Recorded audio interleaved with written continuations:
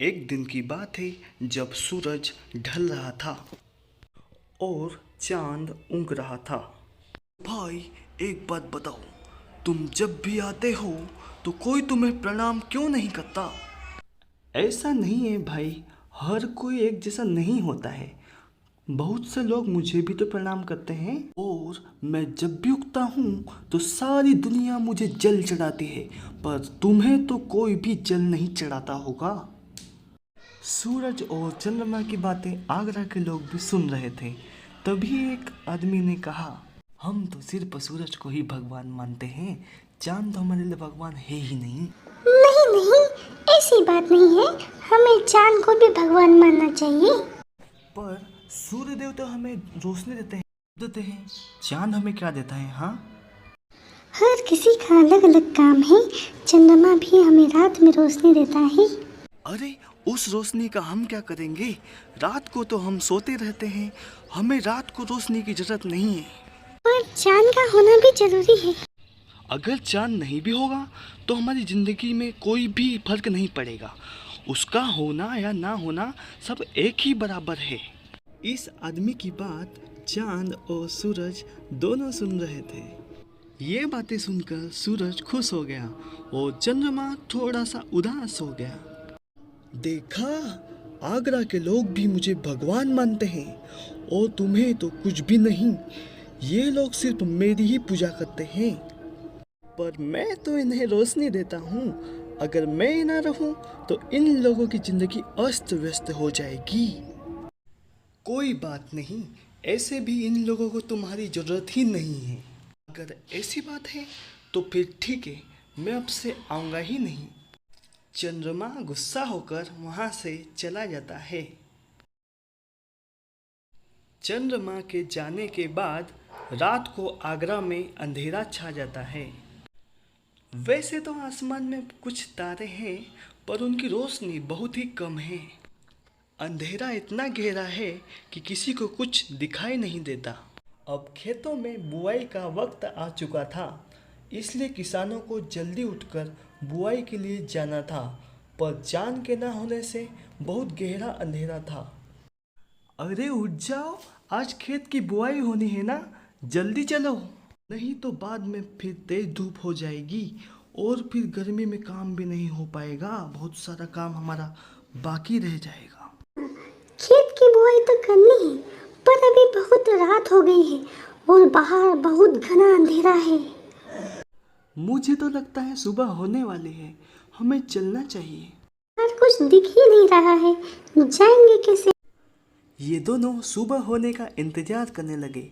जब सुबह हुई तो दोनों खेत के लिए निकल पड़े और गर्मी बहुत तेज हो गई थी। बहुत गर्मी हो रही है, चलो घर चलते हैं, कल सुबह जल्दी आ जाएंगे।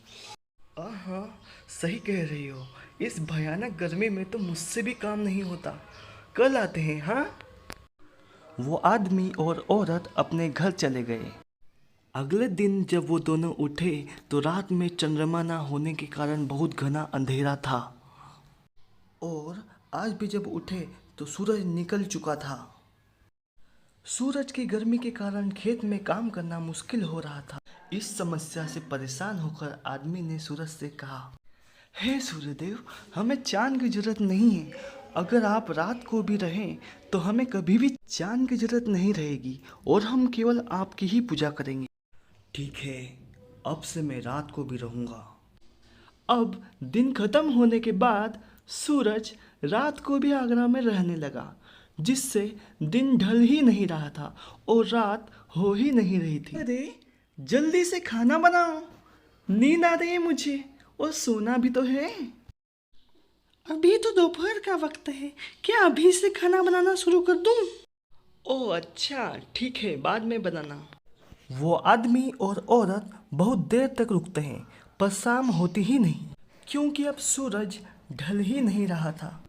भूख से आदमी का बुरा हाल हो गया था। अरे अब लगता है आज शाम नहीं होगी, तुम खाना बना दो। ठीक है, बनाती हूँ। औरत खाना बनाने लग गई, फिर दोनों ने मिलकर खाना खाया। अच्छा सुनो, मैं सोने जा रहा हूँ। अब अभी तो रात ही नहीं हुई है।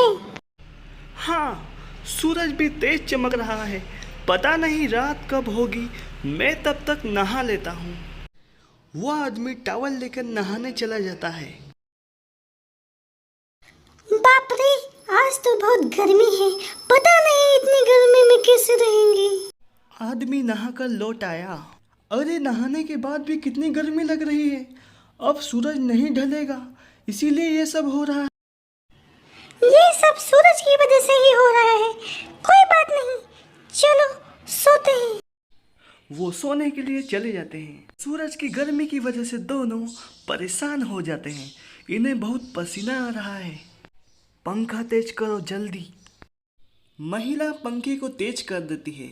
तेज हवा चलने के बाद भी इन्हें गर्मी से राहत नहीं मिलती है। इतनी गर्मी में तो मर ही जाएंगे। कहाँ सूरज ढल जाता। अरे, अब तो ये गर्मी बर्दाश्त के बाहर हो गई है।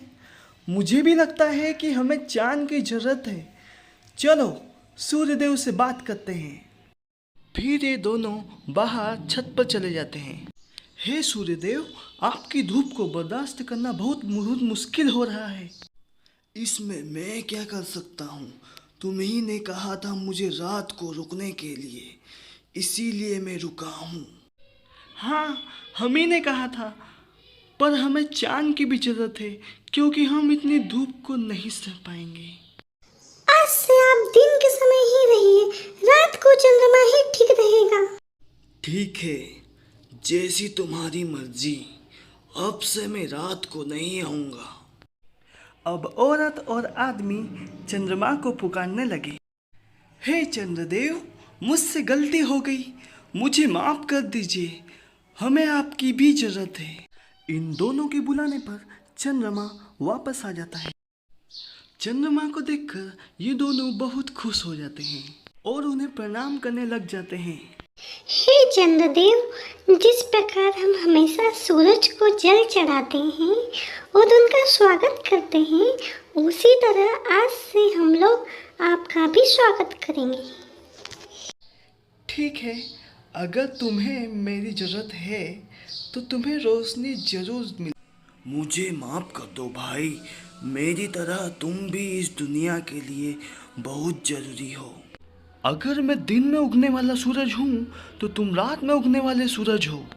सूरज ढल गया और अंधेरा होने लग गया। तब चांद ने चारों तरफ अपनी खूबसूरत रोशनी बिखेर दी। आदमी और औरत दोनों ने चांद को प्रणाम किया और चांद का स्वागत किया और दोनों चैन से सो गए। इस दुनिया में सबका अपना महत्व है। हमें किसी को भी किसी चीज़ में कम नहीं समझना चाहिए।